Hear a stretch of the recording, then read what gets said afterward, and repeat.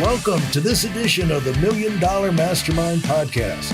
This is where we pick the brains of high achievers from all walks of life and get their hard-earned, real-world insights on winning. I'm your host, Larry Weidel. Numbers, like people ask, like you get asked, like, define winning, or what's a great leader, or how do you define, it's results, this, yes. Part, yes. You want to live your life. That's the thing about learning about winning and what we talk about here, and what hopefully we're helping, some information shake out to be useful to some other people. That the information we want to shake out is information, ideas, concepts, phrases, ideas, principles that will allow you to get the results you want in your life. And it could be humanitarian. You want to take the idea of getting internet in not one school in Kenya, but every school in Kenya, and get a program. You can't do that yourself, but maybe you could get a foundation, a charity, enlist some other thing. Somehow, whatever it is for yourself, the people get intrigued about and motivated to do. You judge your success by what you want to do that's going to make you fulfilled and make you feel like this was the purpose I was put on the planet to do. And, the sooner we all can realize you were put on the planet to do something big, something important. You're not a gnat. You're a human being. You Yes. were put here with certain gifts, training, things. That is not an accident. And the reason you want to do something big is you're supposed to. And you were created to do that thing. And so don't feel bad about wanting to do big things. And don't feel like it has to be in the area of business or, athletics or music or anyone or other people's opinion. Is what's inside you. It makes your heart beat. But at some point, you want to make that happen. And you got to steer your own car. You've got to be your own best self-coach. And so in terms of using the 24 hours in a day, one thing that, if anything pisses me off, Keith, it's that stupid Jeff Bezos has 24 hours in the day, just like me. And he started. Yep. When that idiot started, he was down on the floor boxing up stuff and taking it to UPS, He and they did it in his garage. And he tells the story, and he's not a genius, he's done some genius things, but here's the guy, he said, in his own words, he said, one day I came in with this incredible idea because I had two other guys with me, and he said, knee pads. He said, why don't we get some knee pads? And then when we're on the concrete floor wrapping up the packages, we won't kill our knees. Yeah. And the other guy said, I got a better idea. How about tables? And he said, I'm an idiot. Yeah. That's how he started. He got 24 hours in the day. And so the thing is, I used to talk to our guys about, like, figure crap out. Figure stuff out. But it's easier not to make a decision, Larry. It's easier not to, though, right? For most people, it's easier not to, right? So why would you, frankly? Yeah, it is. But the thing that'll cause you to do that thing and take that step is when you're on a path that you're excited about. Absolutely agree. You're going someplace you want to go. Yes. It doesn't matter about everybody else. And that's why you use this information so you can fulfill your own destiny, whatever it is. And other people don't define that. You define that. And that's the great thing about learning what works and what doesn't work. So when we all come to forks in the road, it's like, I heard this, it was described to me like, in every situation in life, everything that happens to us immediately, when you have to respond, an array of options are, come into your mind. But there's always one best option, and you're never guaranteed success, but there's always one option that's going to give you the best chance of having odds of success. And so when you learn how to win, like as you've gone through life, you've been through these forks in the road, and you've learned these lessons, and you've learned what options are the best ones. And the great thing about that's experience. A lot of times you'll learn that from failure. But once you get that information, you can use, I was embezzled one time in the mid 90s with my 16-year personal assistant, closest personal thing. Every day in my life, I heard, I wish I had a Barbara. How lucky you are to have a Barbara. What would you do without Barbara? Okay. Well, Barbara wound up embezzling about $1 million from me and threw me into bankruptcy and took all my tax money. And, I found out later. But in fact, she was so smooth. My personal business associates who knew Barbara thought I was the bad guy when I fired her. They didn't believe anything bad about her. She was that good. But see, so that million, here's what I said about that. That was my fault. Well, I looked at it, I said, and I hardly ever talk about this, Keith, but I said, that's my fault. Yeah. I let that happen. I just got too busy. There's reasons, but I let myself get sidetracked and depended on her too much and didn't have checks and balances in there. And I said, I'm going to use that $1 million lesson and make at least 20 million out of it over the next 20 years, and of course it's turned out that way. But, and I'm not the only one, it seems like all of us in business, so many people go into business, you become entrepreneurs and everything. You don't know that you have these dangers out there that can happen to you because you want to give people the benefit of the doubt, but you got to look out for yourself. But when those bad lessons come, you can use it to your advantage to get the things done you want to do. And I have not escaped going through some of those nightmares yourself. I'm convinced. Oh, listen, I've been through, I've encountered my own journey in life. I've failed at business. I failed at marriage. I guess if that's what you want to call it. I've been through divorce. I'm now on the next journey in a blended family that is wonderful. But I think back from that whole journey, that there's a journey involved, right? And the metaphor I have used for me has been as I've climbed some mountains in my time, and every mountain I climbed was just I never climbed those mountains in my previous life. So I can understand your comments around just resilience, I guess, more than anything, right? And getting through the tough times and moving to the next. The common denominator is you got to keep going. You got to execute, right? Because nobody else will for you. For those of you who are sick and tired of fooling around and are dead serious about wanting to move up fast, I've got something especially for you. I've combined the best insights from over 40 years in business and making $70 million in income and compressed them into a free webinar. That's right, it's a free resource. If you want to find out exactly what the concepts are that I use in coaching $1 million earners, register now at weidelonwinning.com. You'll discover the 5-part framework used by so many to reach their financial, personal, and professional goals. You can find that link in this episode's show notes.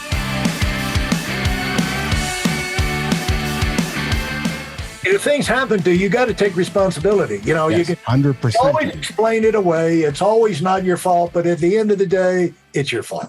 You somehow let yourself get in a position where that could happen to you. And the great thing about accepting that is that you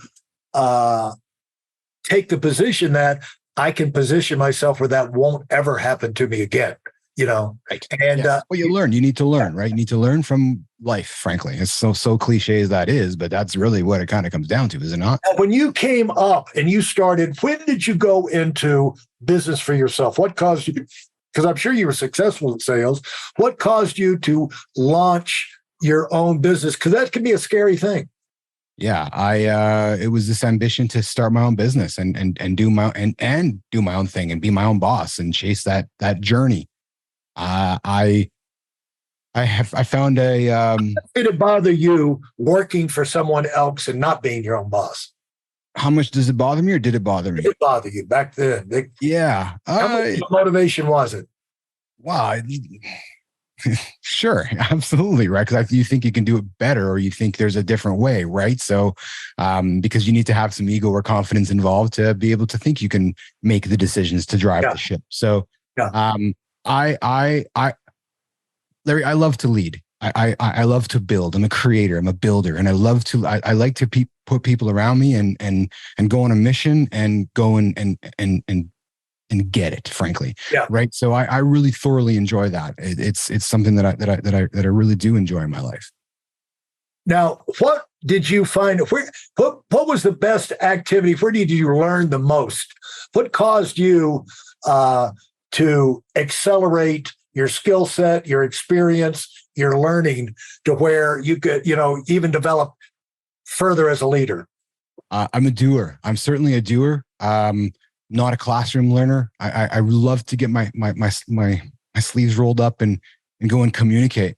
I think, we talk about sales, Larry. I think sales is as much about being, so I don't want to get all political here, but I'll bring up a former president, but Barack Obama was widely considered a great orator, right? A great speaker, right? Well, then, presidents are salespeople, aren't they? They're selling to the world, right? So to me, sales is about communicating. I love learning as I've matured through life, how to communicate more effectively to you, how to communicate more effectively to my kids, to those around me.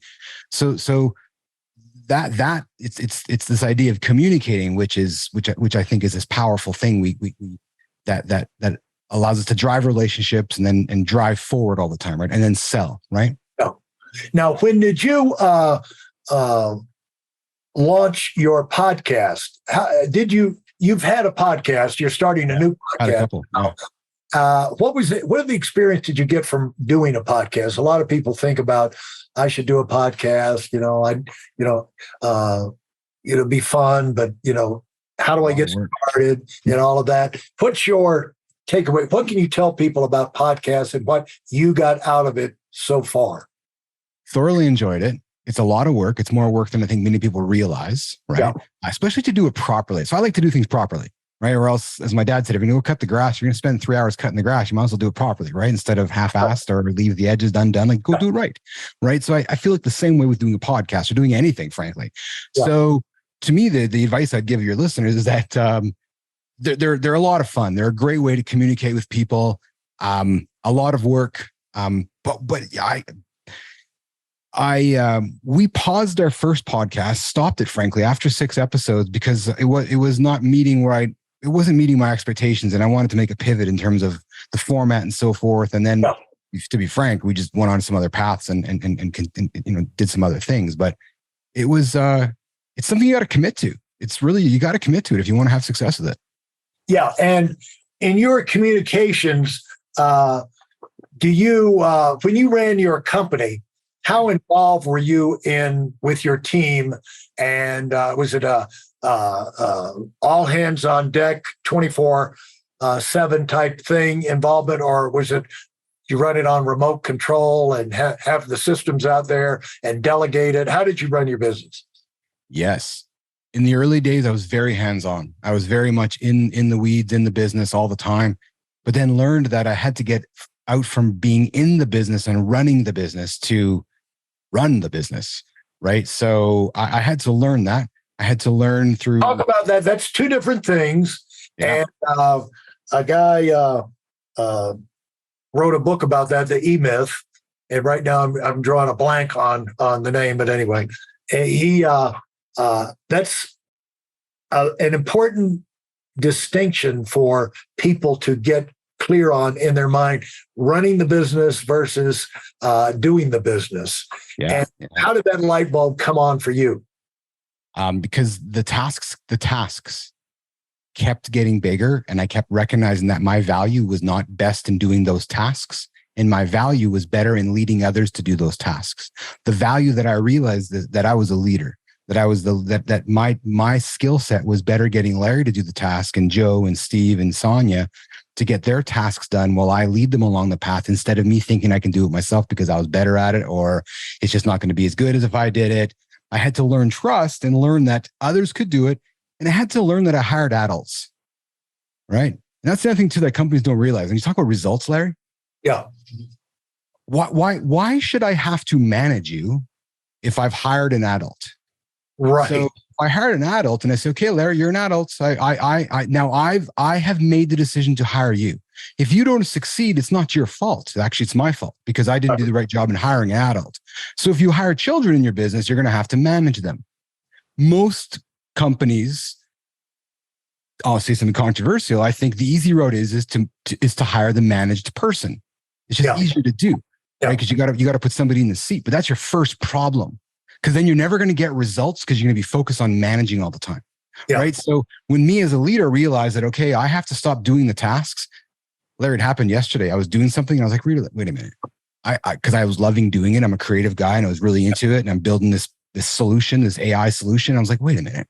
This is not actually the best use of my time right now. It's time for me to I've got this to where I'm comfortable with it. I've got this where I can now hand it off to Larry, give him my vision and get it done. So yesterday was a great example. I just said, I had to catch myself, say, stop, draft up what I want to ask Larry to do, and then give it to Larry to do and lead Larry and go to the next thing. Yeah. Now, the thing about that is that what always made sense to me, Keith, was I know that you get great at something by doing it a lot of. You can't escape the repetitions. Yes. And the person that is doing the job over and over and over again is going to get really good at it.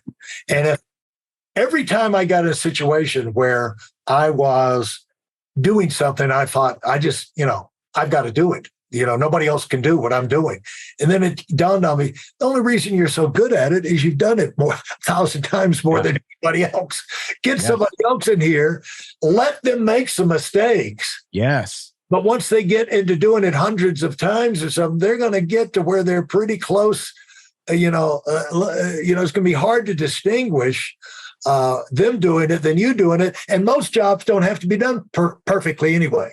They don't have to be done at a 10 out of 10 level. If they've done it 6 out of 10, that's good enough to get that job done. And so if the more people I hire and give them time to get their repetitions under their belt, that frees me up. But I don't need to be glued in there getting better. And kidding myself that I'm the only genius in the room is no, I'm not that good. I'm just done it more than other people, Think of the power of not only you knowing how to execute, but then teaching others to execute and then multiply that, right? So, okay, I got this project where I got to get it to, now I'm going to give it to Keith. And then I'm going to teach him to get it. I'm going to hold him and I'm going to coach him and hold him accountable to it, right? Now you're starting to see results, right? Now you're starting to magnify your business. And there's really no other way because, again, 24 hours in the day. And a perfect example of that, Keith, was I do a business call every Monday morning, 9 a.m. Eastern. And I've done it for pretty much all my career, but really focused for the last, since 2010. And somewhere around 10 years ago, people started saying to me, hey, you got to get a game plan in place where this can continue on because so many people in the company are counting on this every Monday to kick the week off with a bang. And you need to get some other people in case you get sick, you have an accident or something like that. So I started thinking, well, I'm the only, how can I do that? I'm the guy, it's like, I know the questions, I know the stuff, I've got the experience, I got 40 years experience. How am I going to do it? So it's just impossible. But then it dawned on me, I've got my son who works with me in the business. He says, well, I can get Adam. He can at least do the announcements or he can do the kickoff.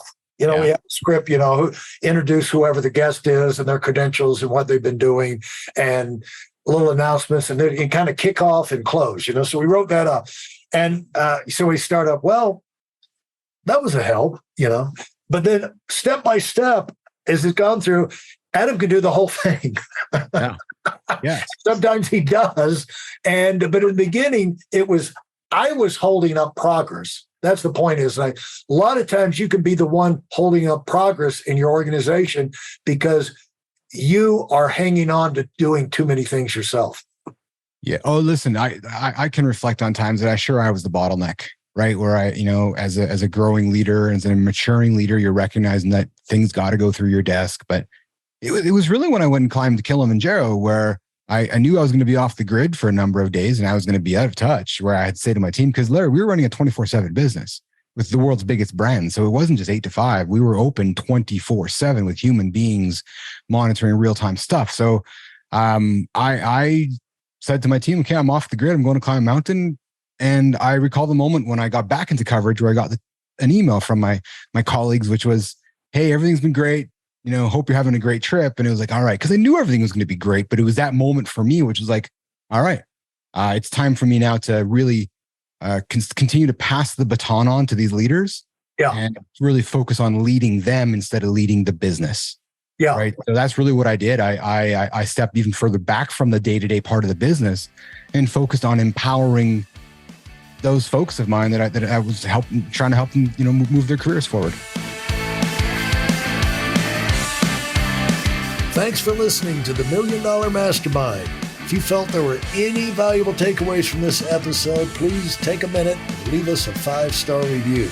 Your feedback is important and really helps us get the word out to a wider audience.